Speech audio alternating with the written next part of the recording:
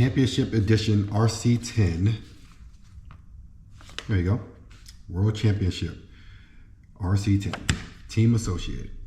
So I had already, in the first video, I had taken everything apart, cleaned it up, and right now this vehicle came to me from a friend of mine and I'm restoring it for him. And I've never driven a two-wheel drive vehicle, but I'm going to be getting this, restoring it and getting it back together. I've taken apart the shocks and I'm going to be refilling these, and they look like they're in still good condition. Just looks like the oil head came out, so I'm just going to be refilling those in and going to be using the Team Associated instruction manual. So everything came with the car he gave me, and we're going to be getting it all back together and hopefully to get it out there on the track and racing it. So some stuff on the steering link here. I don't know what that is, but it's pretty hard. It's pretty solid. I don't know what happened. Maybe it cracked. I could probably order another one offline and get it. But look, if it ain't broke, don't fix it. But anyway, we're going to go ahead and I got some ball cups to replace for this vehicle, and it looks like they've been that way for over a couple decades and it's been the same since. So we're going to go ahead and replace the broken ones, which we have here on this end link here, and any other ones that seem to be failing or old or brittle, like this brown one. I mean, it's white, but then it turned brown, and yeah, we're going to change those too and put something new on there, because I don't want to get down the track and as soon as I take off or the first jump, the thing snaps. Here's another piece that broke off too as well. When trying to disassemble it, it was very brittle and it just snapped really easily. So we're going to be changing all that. Other than that, that's it. I'm gonna go ahead and get all this assorted, and I'll be right back.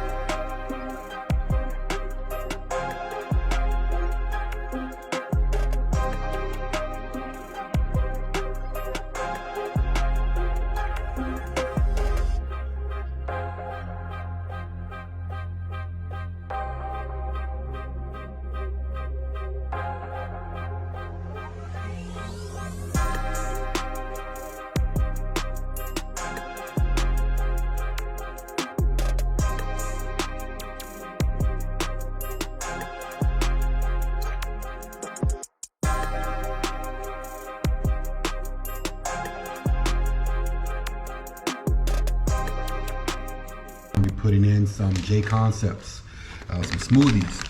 And for my local track, here at the track in Gaithersburg, these smoothies is what they recommended we use on these two-wheel drive vintage vehicles. Take a look at it if you want. So we're going to be using those on the front and on the rear as well. And I got some rims for it too as well. And the rims, this is for the rear. It's for the RC10, RC10B2, RC10B3, 2.2 rear wheel. Okay, so these are going to fit on here with the hex and everything. So we're going to open it up, check it, and verify that, because again, this is my first time dealing with a vintage vehicle.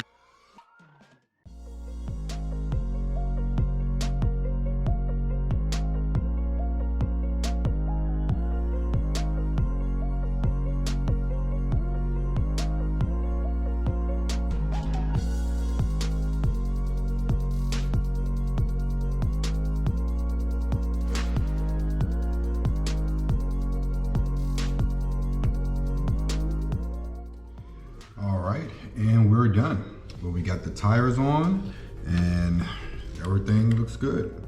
Now I did have to make a slight modification on the rear tire. Like I showed earlier in the video, it had the cross hex here, and I had to bore out some more of the plastic so that I can be able to fit the tire, the new tire, just like this one, onto the rear stub and axle. So I got it on there and it works. It is on there. Thing runs smoothly. The wheels are spinning. Really nice. Hands are good. All right.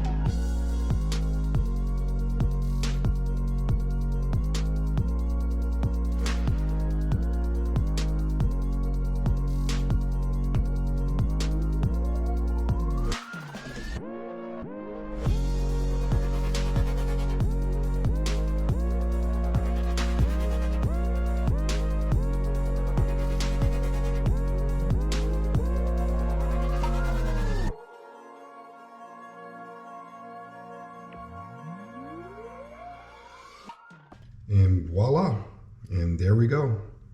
Connectors are on. I didn't bother heat shrinking it up because it's already black. I just wanted to make sure that I did put the right color on there so you cannot mess up the connection. I did put a shorty LiPo pack in here. If you notice, there is a gap there. I don't have a lot of batteries that fit this length of configuration. He had a nickel monohydride battery that went down in there, but the shorty pack is going to actually be better. It's going to make it lighter, or you can use a heavier one, but I think this shorty pack will be good.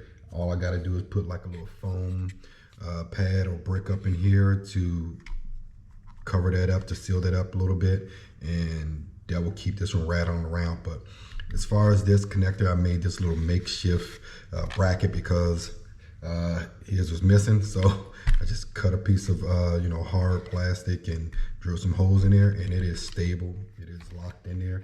It's not going nowhere. So that's a good thing. Other than that, put an antenna on here, but I probably won't, because I'm actually going to be, like I said earlier, I'm going to put in the wireless Futaba receiver, and you won't need no antenna. And you'll still get good range at the track with this anyway.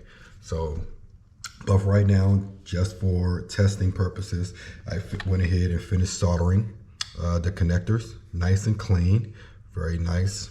That's probably one of my finest work, and that's good. So I shouldn't have no issues there. The only thing left I'm going to do is zip tie these wires here and this sensor wire, just to make sure that it is not hitting the drive cup, out drive, or anything like that in this, and we're done. All right, here we go. I got the RCFG in here. All right, I got the ESC connected to the second channel and the steering servo to the channel one to turn, two to burn. And I got it, and I actually decided to link it up to my RC4GS remote.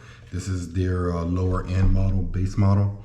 So I'm not going to connect it to the RC8X. So everything's connected, everything's plugged in, ready to go. Here we go. I have it on model 1. Okay. And we have a green light. We have steering. There we go. And its servo still works. And check the, we got a red flashing light, so I don't know what that is, but oh, we have throttle, but we don't have reverse. Okay. All right, so let's do our calibration setup. Let's turn it off. You want to press the red button. This is normal for a lot of the Spectrum Hot Wing system. Just go right through it. So press the red button, hold it down, turn it on. You hear the beep, and you can release. Once you hear the beep, that is for the neutral. So finger off the trigger, press. Now it's looking for throttle, full throttle, press it again. Full brake. There you go. And confirmed.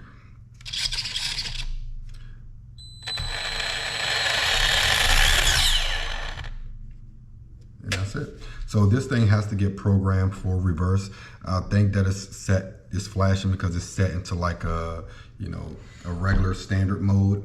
Definitely gonna have to go through your XR Run user manual and we'll get that going. But normally in races, we don't have reverse. We just got throttle and brake. So that works. So we got it working. We are good to go. That's full throttle and everything. So we're good, man. That's it. So we're done. All we gotta do is take this to the track and see how it runs. Shoot, I will run it out here, but it is getting late. So I'm gonna go ahead and pick this up later. And then, oh, one more thing. Let me show you guys the body. Boom. Nice. Nice custom body work. There you go. And I really like how it came out. Got the nice flames going around the body with the nice rainbow glistening paint job right there. It is very nice. Very, very nice. And man, definitely can't wait to, to show this to them and race it. So shoot, it's awesome. Awesome. And we're good to go. The wing looks nice, everything. Man, this is gonna look real nice. So other than that, that's it, guys.